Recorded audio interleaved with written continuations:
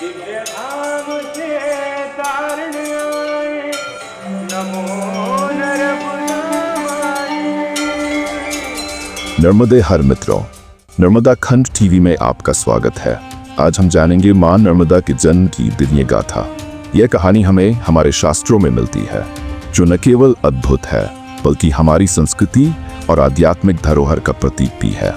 पौराणिक कथाओं के अनुसार मां नर्मदा का जन्म भगवान शिव की शक्ति और तपस्या से हुआ। यह उस समय की बात है जब सृष्टि का संतुलन बिगड़ चुका था। शिव पुराण में वर्णन है कि भगवान शिव, जिन्हें संहार और सृजन के देवता माना जाता है, जब स्वयं महादेव जी अपनी गहन तपस्या में लीन थे, तब महादेव जी के मस्तक से पसीने की एक बूंद गिरी और इस दिव्य बूंद ने अमरकंटक की पवित्र भूमि पर मां नर्मदा का रूप ले लिया। कहते हैं ये बूंद केवल जल नहीं थी, बल्कि उसमें शिवजी की तपस्या की ऊर्जा, शक्ति और करुणा समाहित थी। यही कारण है कि मां नर्मदा को शिवस्वरूपिणी कहा जाता है। मां नर्मदा केवल एक नदी नहीं है, वे स्वयं देवी है। उनके जल में स्नान करने से न केवल तन बल्कि मन और आत्मा भी शुद्ध हो जाती है। गंगा स्नान से, यमुना ध्यान से और नर्मदा के केवल दर्शन मात्र से मोक्ष प्राप्ति की बात हमारे शास्त्रों में कही गई है। उनका नाम भी अपने आप में विशेष है। नर्मदा का अर्थ है आनंद देने वाली। यह नाम उनके शांत प्रवाह और उनके जल की जीवनदायिनी शक्ति को दर्शाता है। मां नर्मदा का उल्लेख हमारे अनेक प्राचीन ग्रंथों में मिलता है। स्कंद पुराण, शिव पुराण और महाभारत जैसे ग्रंथों में नर्मदा की महिमा का विस्तृत वर्णन किया गया है। स्कंद पुराण में मां नर्मदा को मोक्षदायिनी कहा गया है, यानी वह देवी जो अपने भक्तों को मुक्ति का वरदान देती है।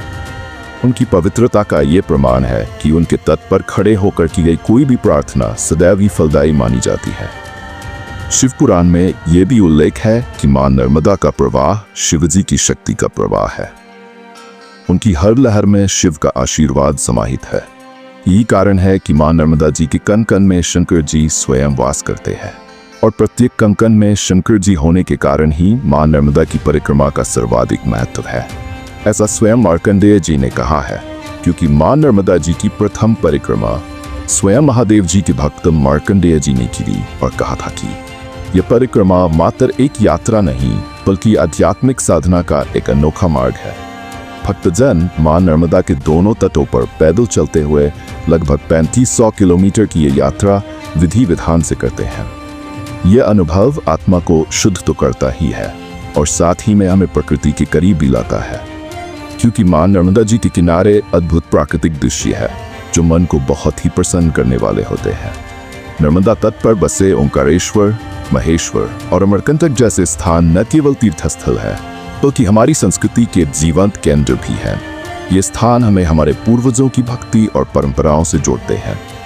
कहते हैं कि मां नर्मदा के तट पर हर घाट, हर मंदिर की अपनी एक कहानी है और हर एक मां नर्मदा का घाट स्वयं में ही एक तीर्थ स्थल है और इन तीर्थ स्थलों में हमारी संस्कृति, आस्था और पहचान छिपी हुई है। आइए नर्मदा खंड टीवी के साथ मिलकर दुनिया को दिखाते हैं अपनी मां नर्मदा जी की अनसुनी कथाएं, उनकी महिमा और उनके तटों पर बसे सांस्कृतिक धरोहर व सांस्कृतिक जीवन को विश्व भर में। ये नर्मदा खंड टीवी चैनल न केवल आस्था को समर्पित है बल्कि नर्मदा खंड की प्राकृतिक सुंदरता के साथ साथ इस दिव्य नर्मदा खंड की भूमि में रहने वाले हर व्यक्ति की कहानी, उनकी कला और उनके संघर्ष को सामने लाने का एक मंच भी है। मां नर्मदा केवल एक नदी नहीं, ये जीवन, आस्था और भविष्य की प्रेरणा है। आइए साथ मिलकर इस दिव्य धारा की महिमा को संजोएं और दुनिया तक पहुंचाएं, क्योंकि नर्मदे हर जीवन भर। सब्सक्राइब कीजिए नर्मदा मां से जुड़ी सभी जानकारी के लिए। नर्मदे हर जीवन भर।